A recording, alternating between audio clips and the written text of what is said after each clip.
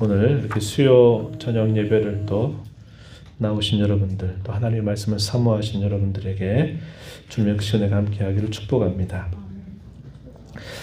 우리가 사도행전 2장의 말씀을 우리가 지난 시간에 함께 살펴보았는데요. 이 사도행전 2장에서는 교회가 처음 어떻게 세워지게 되었는가 하는 배경에 대해서 잘 설명해 준다 이야기를 드렸습니다.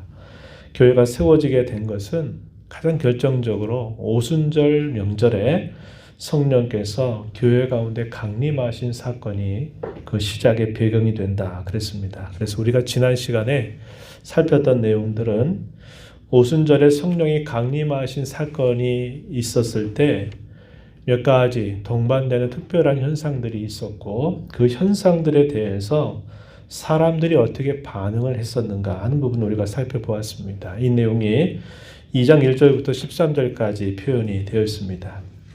오늘 우리가 읽은 이 부분은 베드로 사도가 설교한 내용 부분을 우리가 함께 읽었습니다. 그리고 우리가 다음번에 읽게 될 때는 그 설교를 들었던 그 사람들의 반응이 어떠했고, 그 결과 어떻게 교회가 세워졌고 그 교회의 모습이 어떠했는가 하는 내용들이 사도행전 2장의 후반부에 기록이 됩니다. 그래서 우리가 그 부분에 대해서는 다음번에 살펴보도록 하고, 오늘은 베드로 사도의 설교 내용을 집중적으로 살펴보려고 합니다. 이 베드로 사도의 설교가 이 사도행전의 2장에 기록이 되는데, 이 사도행전 앞으로 읽어가다 보면요, 이 사도행전은 특별히 많은 설교들을 요약해서 기록하고 있는 특징을 가지고 있습니다. 예를 들면 학자들이 이걸 쭉 보니까 이 사도행전에는 19번의 설교 혹은 연설이 기록이 되어 있다 하는 것을 이야기해 줍니다. 그 중에서 베드로 사도가 가장 처음 설교를 하는 내용이 이 부분이에요. 이 부분이고, 또 그 후에 그가 하는 설교의 내용들이 이 부분을 포함해서 8번 정도가 더 기록이 되고 있어요. 그리고 우리가 잘 아는 스데반이라고 하는 분이 돌에 맞아 죽기 전에 설교했던 내용이 나타나죠. 사도행전 7장에 보면 나타나는데, 그리고 또 사도행전 15장에 가서 보면은 당시 유대인과 이방인들 사이에 어떻게 하나됨을 이렇게 이루어갈까라고 할 때 문제가 생겼어요. 그런 문제에 대해서 어떻게 해야 되느냐 하는 중요한 결정이 있게 되는데, 이 사도행전 15장에서 당시 예루살렘 교회의 기둥 같은 야고보가 이렇게 설교한 내용들이 또 기록이 됩니다. 그리고 그 사도행전의 후반부에 가게 되면 바울 사도가 회심을 하고 그가 복음의 일꾼이 되고 나서 3번에 걸친 전도 여행을 하게 되죠. 그런 과정에서 이 바울 사도의 설교가 9번 정도 기록이 됩니다. 그래서 이 전체를 모아보면 이 사도행전에 19번 정도의 설교 혹은 연설이 기록이 되고, 이걸 분량으로 이렇게 한번 쭉 따져보면 사도행전 전체 가운데서 무려 4분의 1, 25% 정도를 할애할 만큼 이 사도행전을 기록하고 있는 누가는 굉장히 의도를 가지고서 이러한 내용들을 기록해 주고 있다는 겁니다. 그런데 우리가 이런 내용들을 볼 때 주의해야 될 것은 그가 한 그 말을 문자적으로 그대로 다 기록한 게 아니라는 거예요. 여러분, 1시간 정도 설교한다, 아니면 바울 사도가 아침부터 오후까지 계속 설교한다, 그러다가 설교 듣다가 한 청년이 떨어져가지고 죽고 다시 살려나는 역사가 있죠. 이럴 때 그 내용이 얼마나 많겠어요. 1시간 동안 한 말만 그대로 다 옮겨 써도 그 내용이 어마어마하게 많아요. 그러니까 이 사도행전에 기록되고 있는 이런 설교나 연설에 관한 내용들은 누가가 그것을 압축적으로 그 핵심을 정리해가지고 이렇게 기록을 해주는 것으로 우리가 이해해야 된다 이 말이죠. 그 중에 가장 먼저 기록되고 있는 부분이 오늘 우리가 읽은 부분입니다. 이 첫 번째 기록이에요. 왜 베드로 사도가 이러한 설교를 하게 됐는가 하는 것은 우리가 지난 시간에 살폈던 것이 배경이 됩니다. 오순절 성령께서 강림하시게 되면서 매우 특별한 현상들이 동반되었어요. 예를 들면 급하고 강한 그런 바람 소리를 듣게 된다든지, 불의 혀같이 갈라지는 모습을 눈으로 본다든지, 또 당시에 디아스포라 유대인들, 세계 전역에 흩어져 있었던 각 지역에서 명절 세기 위해서 왔던 그 그 사람들의 언어로 하나님의 큰 일을 말하게 되는 그런 특별한 일이 있게 되죠. 이걸 방언이라고 표현했습니다. 이런 일들을 동반하게 되니까 그것을 보고서 깜짝 사람들이 놀라게 됩니다. 이 놀라게 되는 사람들, 디아스포라 유대인들이 거의 대부분이었고요. 그리고 그 중에는 이방인인데 나도 너희 하나님 섬기겠다 그래서 자기의 종교를 버리고 개종한 이방인들조차도 그 명절 지키기 위해서 예루살렘에 있는데 그 120명의 신자들이 각 나라의 말로 하나님의 큰 일을 말하게 하시는 놀라운 일을 보면서 반응을 하는 기록이 나타났습니다. 어떤 사람들은 너무 놀랍다, 충격을 받은 반응을 나타내기도 했고, 또 어떤 사람들은 그 말을 듣고서는 저거는 술에 취해서 저렇게 하는 거다라고 조롱하는 사람들이 있었습니다. 그래서 그것이 결코 그들이 조롱하듯이 그렇게 된 일이 아니라 이것은 하나님께서 옛적에서부터 예언했던 그 말씀의 내용이 지금 이 현장에서, 지금 이 자리에서 성취되고 있는 사실이다라는 것을 설명하기 위해서 베드로 사도가 일어나서 그 모든 내용들을 설명하는 내용입니다. 이게 베드로 사도의 첫 번째 설교 내용입니다.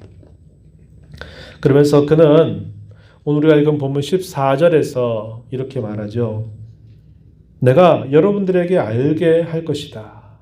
내 말의 귀를 기울여 달라라고 요청을 하고서는 사람들을 자신에게 주목하게 합니다. 그리고 하는 말이 뭐냐면 봐라. 지금이 제3시다라고 얘기합니다. 이 제3시는 오늘날의 시간으로 환산하면 9시를 말해요. 오전 9시.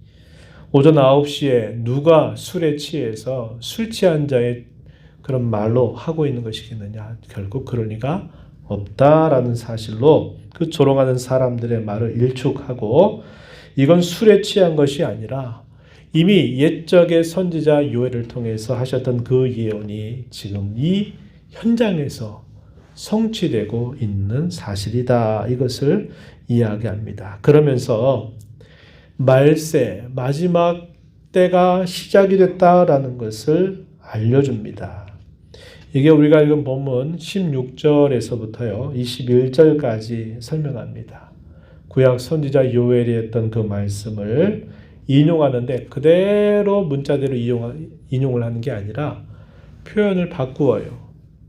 그걸 우리가 잠시 후에 살펴보겠는데 표현을 바꾸어서 그 말씀을 인용하고 그 다음에 예수님에 관해서 이야기합니다. 근데 예수님 뭐라고 소개하냐면 나사렛 사람 예수, 우리 잘 아는 나사렛 예수라고 설명합니다. 촌동네와 같이 초라한 곳에서 자라났던 그분, 또 그분이 많은 사람들에 의해서 환영을 받으면서 예루살렘에 입성을 했는데 예루살렘 입성해서 며칠이 지난 다음에 그가 고난받아 십자가 처형을 당하셨다는 사실, 이건 누구나 다 알고 있는 사실입니다. 그리고 사람들이 알고 있는 것은 어디까지? 죽었다라는 것까지만 알고 대부분의 사람들은 그가 다시 살아났다는 것들은 그저 들려오는 소문 같은 이야기처럼 알고 있는 것입니다. 그것에 대해서 베드로 사도가 그것이 죽은 것으로 끝난 사실이 아니라 그분은 분명히 다시 살아나셨다. 이 사실을 이야기합니다. 이것도 그냥 내가 하는 말이 아니라 이미 우리가 그토록 존중하게 여기는 다윗이 그의 시편에서 이미 예언했던 그 말씀이었다라는 사실을 이야기하면서 예수님의 부활에 대해서, 그분이 하늘로 올라가신 일에 대해서, 그분이 하늘로 올라가시면서 마침내 성령이 이렇게 오순절 날 강림하게 된 사건이 일어났다라는 것을 이야기하고 있습니다. 이 전체 내용들을 이 베드로 사도가 이렇게 짧은 이 부분 속에서 설명을 해주고 있고, 아까 얘기한 것처럼 누가는 이 베드로 사도의 긴 설교의 내용을 그 핵심을 전달하기 위해서 이렇게 압축해서 우리에게 전달해주고 있어요. 이렇게 말한 전부가 결국 뭐냐? 사도가 전한 최초의 복음입니다. 복음이 과연 뭐냐라고 말할 때 베드로 사도가 최초로 복음을 전한 거예요. 그 복음의 중심은 뭐가 있습니까? 나사렛 예수께서 사셨던 그분의 생애, 죽으셨던 일, 부활하셨던 일, 승천하신 일, 그 결과 성령께서 신자들의 심령 속에 충만하게 임하시는 이 일들, 이것이 복음의 내용임을 베드로 사도는 잘 밝혀주고 있습니다. 이러한 내용들을 우리가 이제 살펴보도록 합니다. 먼저 본문 16절부터 21절 내용에서는 성령이 강림하시게 된 이 사건, 그리고 그들이 지금 막 방언을 가지고 외국어를 말하면서 하나님의 큰 일을 말하게 된 것은 구약의 선지자 요엘을 통해서 하셨던 예언이 성취되고 있는 것이다. 이렇게 설명을 합니다. 자, 본문으로 한번 가서 살펴봅니다. 17절에 이렇게 말해요. 하나님이 말씀하시기를 말세에 내가 내 영을 모든 육체에 부어 줄 것이다. 그 결과 너희의 자녀들은 예언할 것이고 너희의 젊은이들은 환상을 보게 될 것이고 너희의 늙은이들은 꿈을 꾸게 될 것이다. 그때 내가 내 영을 내 남종과 여종들에게 부어주니 그들이 예언할 것이다. 이렇게 이야기를 해줍니다. 이 17절 18절 이 내용은 요엘서 2장 28절 29절의 내용을 인용했는데 여기서 표현을 바꾼 게 등장해요. 뭐냐면 요엘서에 보게 되면 그 후에라는 말을 사용합니다. 요엘서 2장 28절에 보면 그 후에 내가 내 영을 만민에게 부어 주리니 이렇게 설명을 합니다. 그런데 베드로 사도는 그 후에라고 하는 말을 뭘로 바꿨어요? 말세에라는 표현으로 바꾸었습니다. 말세. 구약 선지자들이 예언할 때에 그날, 여호와의 그날, 두려운 날 이렇게 말하는 것은 바로 마지막 때를 이렇게 두고 예언한 말씀의 내용입니다. 그러니까 구약의 선지자 요엘이 볼 때는 훗날에 있게 될 그날, 하나님이 정하신 그날을 말한 것이고 베드로 사도가 그 말을 인용할 때는 바로 지금이라고 이렇게 표현을 바꾸는 겁니다. 말세라고 하는 말로 표현을 바꾼 거예요. 그래서 이 말세라고 하는 말의 의미는 어떤 말이냐면 이미 예수님께서 이 땅에 오심으로써 이 말세가 시작되었다라는 것을 이미 이야기해 주고 있는 거예요. 그래서 그 말세는 우리가 말할 때 말세 예수님이 재림할 때만을 말하는 게 아니라 이미 그 말세는 우리에게서 이미 시작이 된 겁니다. 우리는 그 말세를 지나고 있는 거예요. 그래서 예수님의 초림과 예수님의 재림 그 기간이 얼마가 될런지 알지 못해요. 옛날에 세대론을 주장했던 신학자들은 그게 뭐라고 얘기하냐면 그 기간이 약 1000년 정도 이렇게 될 거다 이렇게 이야기를 했어요. 그렇게 말했는데 그런 부분들이 문자적으로 이해할 수 있는 표현이 아니라 여기서 말하는 그 1000년의 의미는 그리스도의 초림으로부터 재림까지의 그 기간이고 그것은 우리에게 정확하게 하나님이 알려주지 않으셨다고 이야기합니다. 그렇게 우리가 보는 거예요. 그래서 베드로 사도는 요엘이 말했던 그 후라고 하는 말을 말세라는 말로 사용하면서 그 선지자가 예언했던 그때가 바로 지금이다. 지금 이렇게 시작됐다라는 사실을 강조하고 있어요. 그리고 요엘서 2장 29절에 보면은 뭐라고 말하냐면 그때에 내가 내 영을 남종과 여종에게 부어 줄 것이며 라고 이렇게 표현했어요. 그런데 오늘 우리가 읽은 본문 18절에 보면은 뭐라고 베드로 사도가 얘기하냐면 끝부분에 이 말이 추가됐습니다. 그들이 예언할 것이요 라고 하는 말이 추가됐어요. 요엘은 그 표현을 사용하지 않았는데 베드로 사도는 여기에 또 그들이 예언할 것이다 라는 표현을 덧붙여서 이야기를 해줍니다. 여기 말씀에 보면은 성령을 모든 육체에 부어준다. 이 말은 대상을 가리지 않고 모두에게 준다. 그 말은 아닙니다. 그 말은 아니에요. 여기서 말하는 것은 신분이나 지위나 인종이나 이런 것들을 초월해서 성령께서 그들에게 선물로 주어질 것이다 라고 말하는 것이지, 거긴 반드시 조건이 있어요. 우리가 그 조건에 대해서는 다음 시간에 살펴보게 될 텐데, 회개와 믿음이라고 하는 조건이 있게 됩니다. 물론 이것도 하나님의 선물이죠. 그러나 그것이 없이는 결코 성령이 모든 사람에게 선물로 주어지지 않는다고 이야기합니다. 여기서 말하는 것은 남자와 여자, 성별을 가리지 않는다.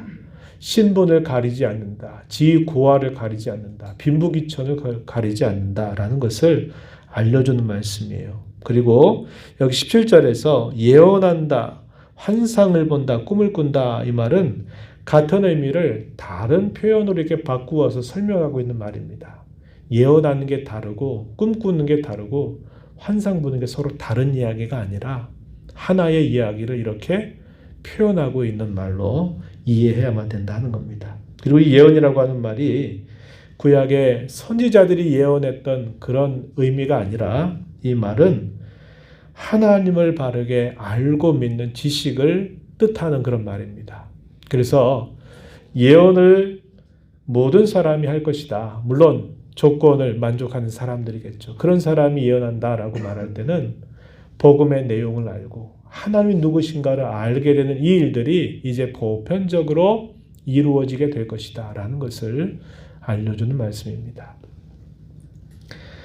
오순절 성령 강림하신 이 사건은 지난번에도 말씀을 드렸습니다만 구약시대 때는 대개 이스라엘하고 민족 안에 준비가 됐고 민족들 안에서 구원에 관한 일들이 이루어지도록 하셨어요.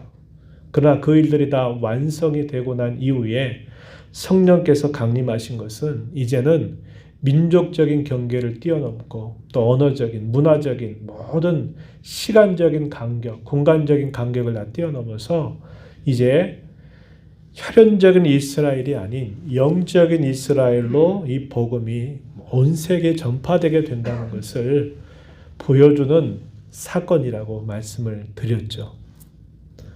여기서 말하는 것이 바로 그러한 의미다 하는 겁니다. 그리고 여기 마지막 절에 보면 21절에 보면 누구든지 주의 이름을 부르는 자는 구원을 받으리라. 이럴 때 이스라엘 백성들, 유대인들 혹은 개종한 이방인들 정도라고 생각했던 당시의 모든 이 보편적인 생각들을 깨버리는 거예요. 누구든지. 아까 이야기했지 모든 신분이나 또 모든 차이, 모든 장벽 이런 것들을 뛰어넘어서 누구든지 주님의 이름을 부른다면 그들은 구원을 받게 된다. 이렇게 표현합니다. 이것은 영적인 이스라엘로 이제는 그 복음이 온 세계로 확대된다라는 것을 예언했던 그 말씀이고 그 말씀이 이제 오순절날 성령이 강림하신 이 사건으로 이제 성취되기 시작했다라는 것을 베드로 사도가 이야기해주고 있는 겁니다. 우리가 아는 구약 성경 가운데 그런 이야기가 하나 있어요. 민수기 11장 29절 말씀에 보면은 모세가 이런 말을 한 적이 있어요. 제가 한번 말씀을 읽어드릴게요. 모세가 그에게 이르되, 그가 누구냐면 여호수아입니다. 여호수아에게 하는 말이에요. 뭐라고 말하냐면 네가 나를 두고 시기하느냐, 여호와께서 그의 영을 그의 모든 백성에게 주사 다 선지자가 되게 하시기를 원하노라. 이런 말을 모세가 여호수아에게 한 바가 있습니다. 이게 민수기 11장 29절이에요. 왜 이런 말을 하게 됐냐면 이스라엘 백성들의 광야 생활 가운데서 우리가 먹을 게 없다 그러니까 하나님께서 뭐를 내려주세요? 만나라는 것을 내려주시죠. 새벽에 하얀 가루들을 그들이 살고 있는 진영으로 쫙 내려주십니다. 그럼 그걸 거두어서 그걸 가지고 그들이 떡이나 빵 이런 것들을 만들어서 주식으로 먹어요. 이렇게 해서 시간이 흘러가다 보니까 그들이 이제 옛적 애굽에 살 때 먹었던 고기를 먹지 못하니까 또 원망을 하게 됩니다. 우리 애굽에 살 때는 고기도 먹고 그랬는데 이게 뭐냐 이렇게 원망을 하니까 모세가 이들에게 어떻게 고기를 먹여요. 그러니까 너무 힘든 겁니다. 하나님 언제까지 이 백성들이 이렇게 해야만 되나요? 어떻게 해야 되나요? 이렇게 말하니까 하나님께서 내가 능력이 없어서 그런 일 못 해주겠냐? 그러면서 하나님 메추라기라고 하는 것은 몰아주셔요. 그래서 고기를 그들에게 먹이시게 되는데 모세의 마음이 너무나 상했습니다. 그 백성들이 사사건건 다 원망하고 불평하니까 그가 짐이 너무 무거워요. 그때 하나님께서 어떻게 하셨냐면 모세에게 임했던 주의 영이 70 장로들에게 그 영이 임해서 그들이 예언하는 일이 생겨났어요. 여호수아가 이것을 보고 깜짝 놀랐습니다. 모세요, 모세요. 지금 저 장로들이 예언한다고 지금 막 예언하고 있습니다. 저거 못하게 막아야 되지 않을까요? 라고 이렇게 말했을 때 모세가 여호수아에게 대답한 말입니다. 야, 차라리 주의 영이 모든 사람에게 임해서 그들이 다 예언하기를 바란다. 정말 그랬으면 좋겠다. 하나님이 누구신가를 제대로 알고 제대로 좀 섬겼으면 좋겠다. 더 이상 원망하고 불평하지 않았으면 좋겠다. 이런 마음으로 모든 자가 다 선지자 되기를 원한다. 이런 말을 한 바가 있어요. 그런데 사실상 이러한 모세의 말이 언제 이 말이 성취가 된 겁니까? 오순절에 성령이 강림하신 사건 통해서 성취가 된 사실이기도 하다는 거예요. 그래서 베드로는 이 요엘 선지자의 말을 인용해서 그 예언의 말씀이 지금 이루어지고 있는 거다. 이 사실을 이야기합니다. 그리고 본문 22절부터 36절까지 뭘 이야기하냐면 성령께서 이렇게 강림하신 것은 선지자 요엘의 예언이 성취되고 있는 것이기도 하지만 또 하나는 나사렛 예수께서 이 땅에 오셔서 그가 감당할 모든 구원의 일들을 다 완성하셨기 때문에 그 완성의 결과로 성령께서 이렇게 강림하신 것이다 라고 이렇게 설명을 해갑니다. 그래서 어디에 주목을 하게 하냐면 나사렛 예수에 대해서 그들로 하여금 주목하게 합니다. 아까 제가 초대에 말씀드렸지만은 당시 대부분의 이스라엘 사람들은 나사렛 예수에 대해서 많이 들었어요.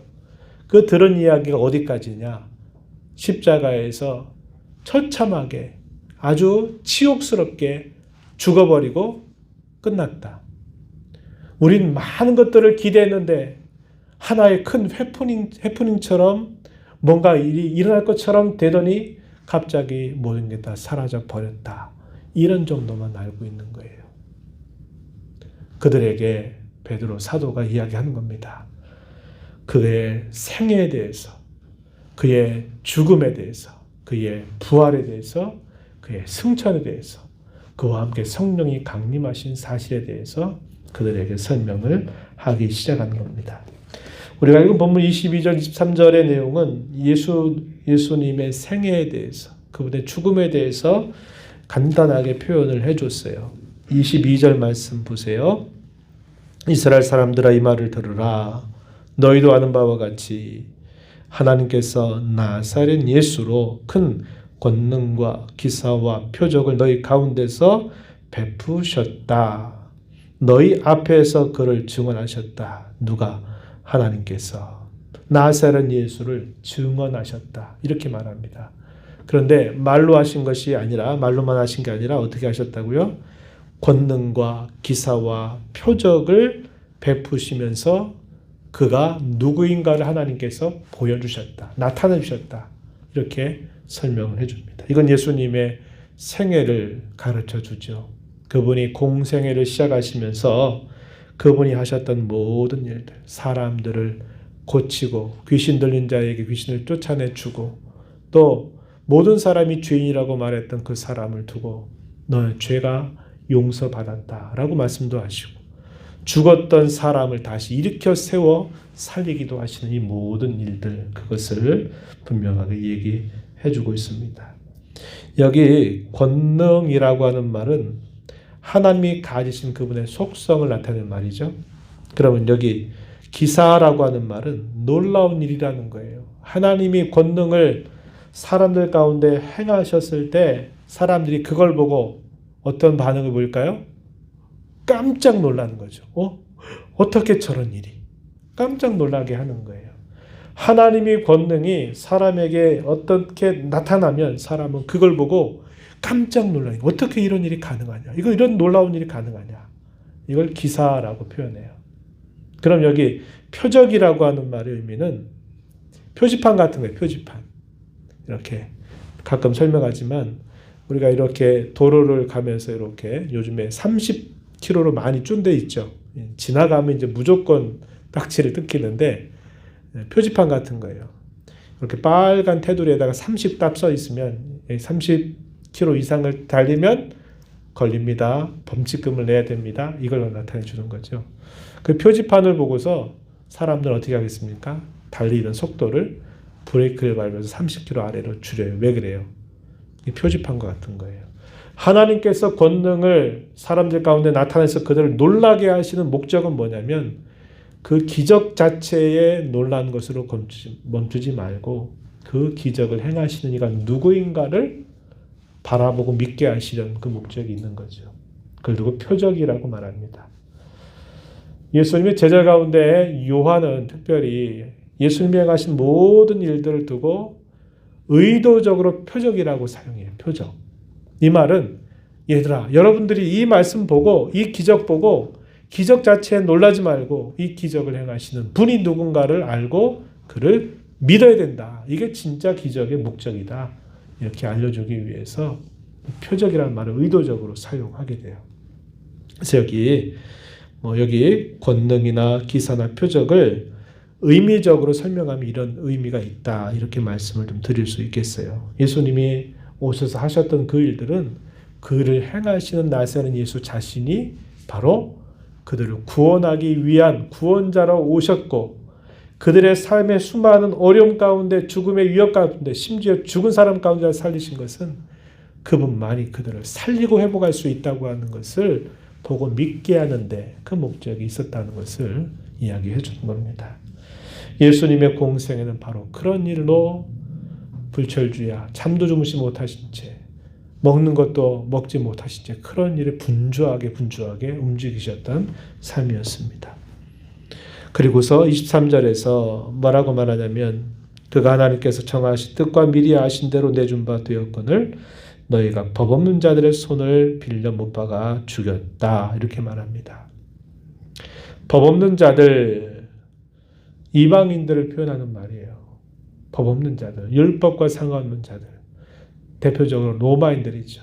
로마인들의 손을 빌어서 빌라도 총독에게 사형을 언도해달라고 요청했고 또 사람들을 선동해서 그 나사렛 예수가 다시 살아난 게 아니라 제자들이 훔쳐갔다라고 또 말을 퍼뜨리고 하는 일들, 이런 것들이 다 이런 법 없는 자들의 손을 빈 거죠. 그래서 십자가에 못 박여 죽였다. 이 말은 책임이 누구에게 있다는 겁니까? 너희 유대인들에게 그 책임이 분명하게 있다라는 사실을 이야기해요. 그러면서도 또 우리를 당혹시키는 또 하나의 표현이 뭐냐면 하나님의 정하신 뜻, 미리 아신 대로 내준 바 되셨다. 이렇게 또 말합니다. 하나님의 주권, 하나님의 정하심, 그리고 사람의 책임이 같이 강조가 되고 있다는 것이 신앙적으로는 굉장히 어려운 문제로 보이지만 그건 분명한 사실로서 성경은 우리에게 말해주고 있다는 겁니다. 그 부분에 대해서는 그런 정도 넘어가고요. 그리고 베드로 사도가 이어서 설명하는 내용은 이제 어떤 내용을 설명하냐면 그 나사렛 예수는 다시 부활하셨다고 하는 사실을 설명하고 부활하셨을 뿐만 아니라 승천하시고 그 결과 성령께서 강림하셨다라는 사실을 길게 이야기합니다. 이게 24절부터 33절까지 쭉 설명되는 내용이에요. 베드로 사도는 그렇게 처형을 받아 죽으신 나사렛 예수는 결코 사망에 매여 있을 수 없었다라고 이야기합니다. 24절 끝부분에 그가 사망에 매여 있을 수 없었습니다. 이렇게 말해요. 그러면서 그의 부활에 대해서 이제 말하기 시작합니다. 그 부활을 말할 때 단순하게 말하는 게 아니라 유대인들이 그토록 존중하고 귀하게 여기는 다윗이 기록한 시편을 인용해서 그 말씀이 이것이었다라고 설명을 합니다. 어디를 인용하냐면 시편 16편 말씀을 인용하는데요. 그 말씀이 본문 25절에서부터 28절까지 소개가 됩니다. 어디를 이용했습니까? 시편 16편 8절로부터 11절의 말씀을 인용을 해서 거기에 표현을 했습니다. 본문으로 가서 한번 보세요. 특별히 어디에 좀 주목을 해야 되냐면 27절입니다. 27절. 이는 내 영혼을 음부에 버리지 아니하시며 주의 거룩한 자로 썩음을 당하지 않게 하실 것임이로다. 이렇게 말했어요. 근거를 말했어요. 근거를 말하면서 다윗은 뭐라고 얘기했냐면 내가 요동하지 않을 거다. 흔들리지 않을 거다. 내 마음이 기쁠 거다. 내 육체도 희망에 거할 거다. 왜냐? 내 영혼을 음부에 버리지 아니할 것이고 주의 거룩한 자로 썩음을 당하지 않게 하실 것이기 때문이다. 이렇게 말하면서 27절 말씀을 표현했는데 이 말씀에 대해서 베드로 사도가 설명해 주는 말이 어디에 표현되냐면 29절 보면 설명해 줍니다. 29절부터 31절까지 시편 16편에 있는 다윗의 그 시편을 인용해서 이게 무슨 뜻인지 간단하게 설명을 해주는데 29절에 보세요. 형제들아 내가 조상 다윗에 대하여 담대히 말할 수 있다. 무엇을요? 다윗이 죽어 장사되어 그 묘가 오늘까지 우리 중에 있다는 것을 내가 말할 수 있다. 다윗의 무덤이 이미 당시 유대인들에게 너무나 잘 알려져 있었어요. 다윗의 무덤이 어디 있는 것까지 다 압니다. 이 말은 그가 옛적에 그렇게 말했던 것은 자기 자신을 두고 한 말이 아니다. 여러분들이 알다시피 다윗의 묘실이 저기 있지 않냐. 그럼 이 말은 거짓말이냐? 그럴 수 없지 않느냐? 그러면서 그 말씀은 자기에 대해서 한 이야기가 아니다. 이렇게 이야기합니다. 30절에 그는 선지자다. 이렇게 이야기하고 뭐라고 얘기하냐면 31절에 그리스도의 부활을 말한 것이다 라고 이야기합니다. 그러면서 아까 우리가 읽었던 27절 말씀을 다시 덧붙여주죠. 그가 음부에 버림이 되지 않고 그의 육신이 썩음을 당하지 아니하시리라 한 것이다. 선지자로서 예언한 것이다. 이렇게 설명을 해줍니다. 그 결과 하나님께서 이 예수를 살리셨다. 부활하게 하셨다라고 32절에서 설명을 해주고 있습니다. 이러한 사실이 있게 되니까 그 결과 어떻게 됐느냐? 33절에 보세요. 이렇게 말합니다. 하나님이 오른손으로 예수를 높이시매 다시 부활하게 하셨다 이 말이죠. 부활하게 하셨다. 이걸 말하는 겁니다. 부활하게 하셨고 그리고 승천하게 하신 일까지 우리가 함께 볼 수 있는 표현입니다. 그랬더니 그가 약속하신 성령을 아버지께 받아서 너희가 보고 듣는 이것을 부어 주셨느니라. 성령이 너희에게 강림하시게 된 근거가 바로 예수님이 이 땅에 오셔서 모든 구원에 관한 임무들을 다 완수하셔서 그 완수하신 결과 성령께서 이제 교회에 강림하시게 된 거다. 이렇게 베드로 사도가 설명해 줍니다. 강림하신 그 결과 갈릴리 사람들, 갈릴리 방언을 사용했던 그 사투리를 사용했던 사람들이 한 번도 배우지 못했던 세계 각국의 언어로 동일하게 하나님의 큰 일을 말하고 있는 것이다. 이렇게 베드로 사도가 그 무리들을 향해서 설명을 하고 있는 겁니다. 그리고 이제 마지막 부분에 가서 34절 이하로부터 36절 이 부분에서는 뭘 얘기하냐면 그 그리스도께서 지금은 하나님의 우편 보좌에 계시다라는 사실을 이야기합니다. 그 사실을 설명하면서 또 잘 아는 다윗의 시편을 하나 또 인용하는데요. 시편 110편 1절 말씀 이렇게 인용합니다. 그게 어디에 표현되냐면 본문 34절 하반절부터 35절에 표현되죠. 34절에 주께서 내 주에게 말씀하시기를 내가 내 원수로 내 발등상이 되게 하기까지 너는 내 우편에 앉아있으라 하셨도다. 110편 1절 말씀을 인용했는데 여기 주께서라고 하는 이 표현은 하나님 아버지를 표현한 말이에요. 주께서 내 주에게 말씀하시기를, 내 주가 누구냐? 이 내 주가 바로 그리스도, 나사렛 예수, 메시아를 예언한 말씀이다. 이 말로 이렇게 설명하는 거예요. 주께서 내 주, 이 말은 나사렛 예수님에게 말씀하시기를, 내가 너의 원수로 너의 발등상이 되게 하기까지 너는 내 우편에 앉아 있어라. 원수를 발등상에 있게 한다 이 말은 원수를 완전히 괴멸한다, 패망시킨다 이 말이죠. 완전히 끝장낸다 이런 말입니다. 끝장이 낼 때까지 너는 내 우편에 있어라 이 말은 나사렛 예수 그리스도께서 하나님의 우편에 앉아 계신다라는 표현을 한 겁니다.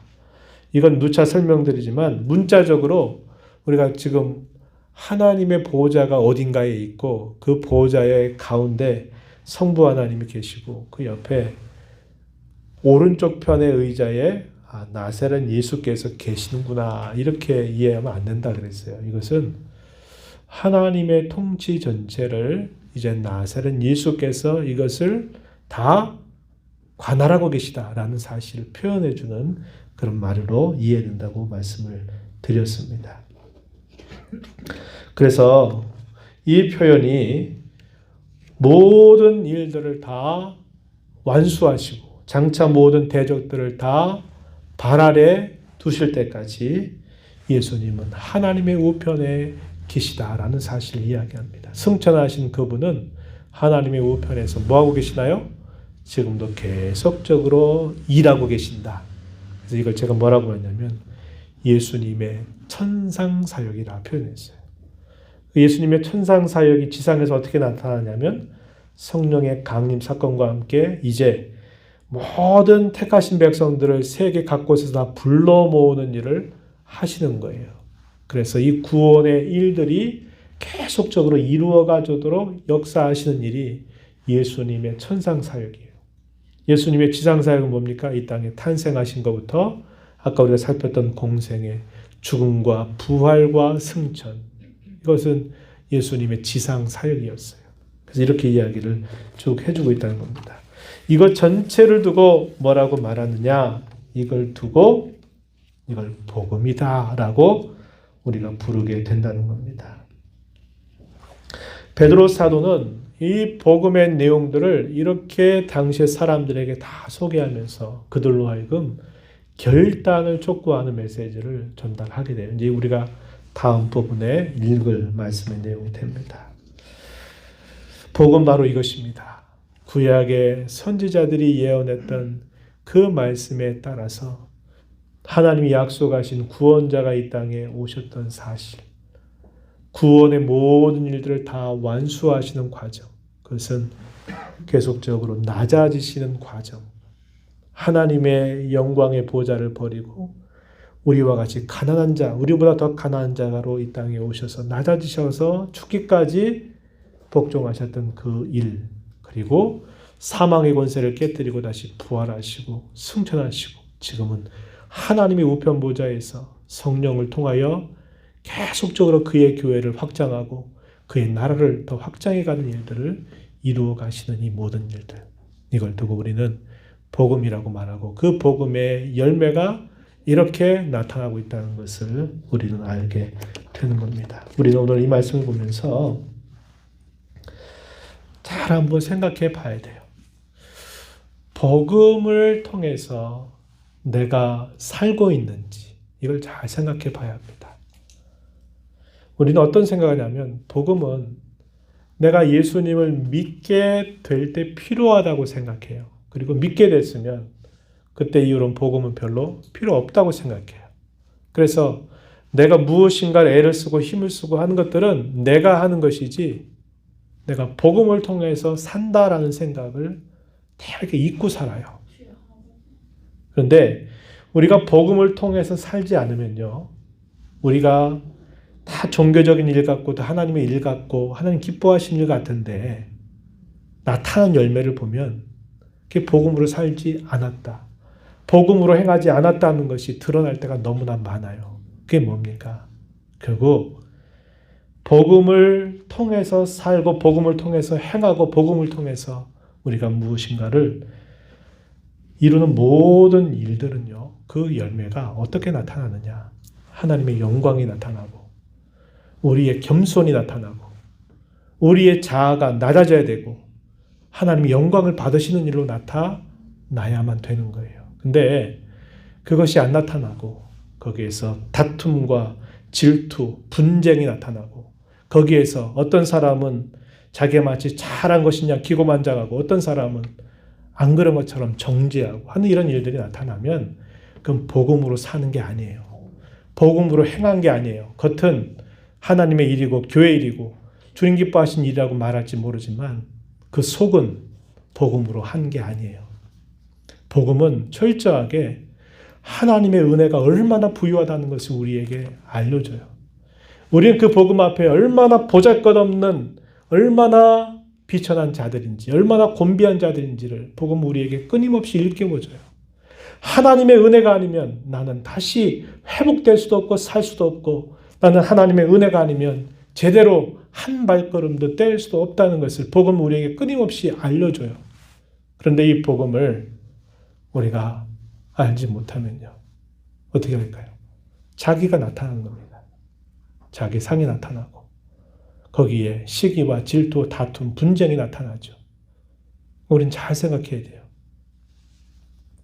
오늘날 교회는 많은데 또 많은 설교자들도 있고 신자들도 우리나라 많은데 과연 이 복음의 메시지에 집중하는가를 우리는 잘 살펴야만 합니다. 복음이 올바로 전해지는 일을 위해서 여러분들은 강단을 위해 기도해야 돼요. 복음이 빠져버리면 뭐가 나오느냐? 윤리적인 설교입니다. 윤리적인 설교. 어떤 설교인지 아세요? 우리는 거룩하게 살아야 됩니다. 죄짓지 말아야 됩니다만 얘기해요. 거룩하게 살면 거기에 복이 있고 잘못되면 다 하나님이 거기에 벌 주십니다. 그러니 잘 사세요. 이렇게 말하는 거예요. 이게 뭡니까? 내용은 성경 같은데 거기에 뭐가 있냐면 그냥 윤리적인 도덕적인 설교예요. 복음이 없으면 그렇게 돼요. 복음이 없으면 그렇게 된다고요. 모범적인 설교입니다. 누가 이렇게 살았으니까 우리도 이렇게 살면 복 받습니다. 누가 이렇게 살다가 어려움을 당했으니까 우리도 그 사람처럼 살면 우리도 저주받고 우리도 화를 받게 되니까 그렇게 살지 맙시다. 이런 얘기 많이 하죠. 모범적인 설교라고 그래요. 모범. 누구처럼 살자. 이렇게 말해요. 그렇게 살지 않으면 안 된다고 말해요. 그렇게 잘 살면 복 받는다고 얘기해요. 그렇게 살면 형통한다고 말해요. 그렇게 안 살자면 벌 받고 징계 받는다고 말해요. 그럼 여러분 알아서 잘하세요. 그렇게 살지 마세요. 우리 누구처럼 닮아가야죠. 누구를 본받아야죠. 이렇게 신앙생활을 해야죠. 이렇게만 말하면 그게 성경 이야기하는 것 같은데 뭐가 없는 줄 아세요? 그 안에 복음이 없어요. 복음. 여러분 잘 생각하셔야 돼요. 여러분 오늘날 유튜브에서든지 수많은 설교자들을 여러분들이 이제 SNS라는 걸 통해서 다 살펴볼 수 있어요. 그러면 수많은 사람들이 좋은 설교자라고 또 설교 잘한다고 많은 신자들이 모인다고 그래서 하지만 그 내용을 잘 보세요. 뭘 말하는지. 거기에 예수 그리스도의 복음이 빠져버리면요. 도덕적 설교입니다. 도덕적 설교. 이 말은 다시 내가 좀 아주 순수하게 그냥 나이브하게 얘기하면 뭐냐면 그냥 학교에서 훌륭한 강사가 연사가 사람들을 감동시켜가지고 울게도 하고 웃게도 하는 거하고 다른 게 없어요. 달라지지 않아요. 단지 교회 강단에서 성경 가지고 똑같은 얘기하고 있는 거예요. 그건 복음적 설교가 아니에요. 복음이 없는 거예요. 오늘날 강단 한번 봐보세요. 이런 맥락으로 봐보세요. 우리가 복음으로 살고 있다고 말하지만 복음과 너무나 무심하게 살고 있다는 것을 우리는 깨닫게 될 겁니다. 여러분, 복음만이 그 사람의 심령을 완전히 변화시킬 수 있어요. 복음이 없으면요. 겉으로는 변화시킬 수 있죠. 사람을 선동할 수 있죠. 그러나 그의 근본이 변할 수 없어요. 오늘날 많은 강단에서 설교를 전하는 목회자나 이 설교자들은 복음을 전하고 있는가? 저 자신을 포함해서 이거를 잘 염두에 둬야 되고 말씀을 듣는 성도들은 과연 복음이 선포되고 있는지 아니면 그냥 모범적인 이야기 누구 잘했으니까 본받자. 이렇게 살면 복받고 이렇게 살면 혼나니까 우리 이렇게 살자. 이런 식으로만 얘기하면 그건 설교라고 말할 수 없는 거예요.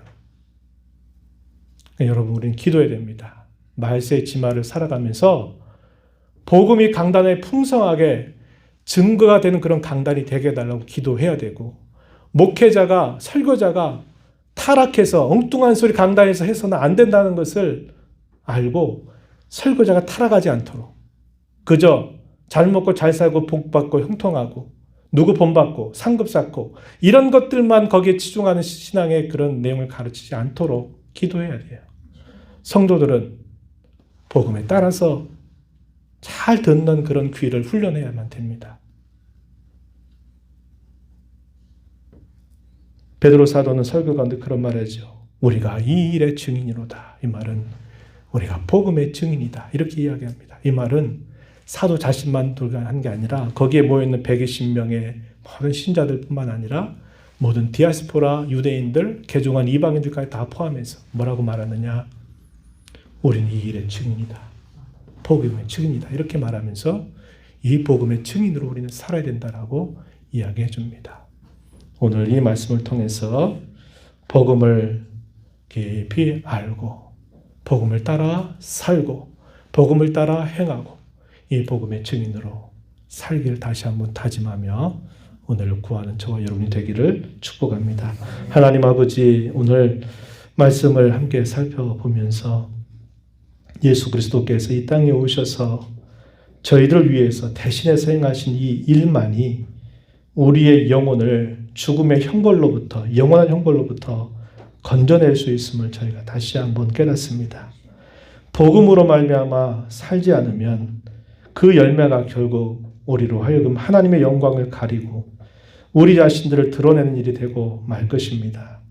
하나님 아버지, 다시 한번 이 땅의 교회를 이루는 많은 설교자들, 또 말씀을 듣는 많은 성도들이 이 복음을 다시 깊이 생각하게 하시옵고 복음으로 살게 하시고 복음으로 행하는 삶이 되게 하시고 복음의 증인으로 남은 평생을 살아가는 저희가 되게 해 주옵소서. 예수님 이름으로 기도하옵나이다. 아멘.